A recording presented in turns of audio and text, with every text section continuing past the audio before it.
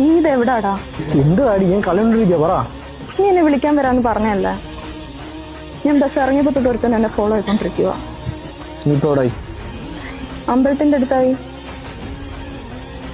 Hello,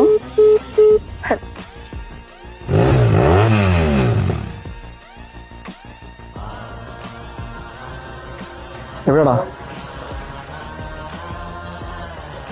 പോരുന്നോ? സേഫായിട്ട് കൊണ്ടുവിടാൻ വീട്ടില്. പേടിക്കണ്ട, അവൻ പറഞ്ഞിട്ട് വന്നേ. ഞങ്ങളാലും കയറിയാൽ മതിയോ?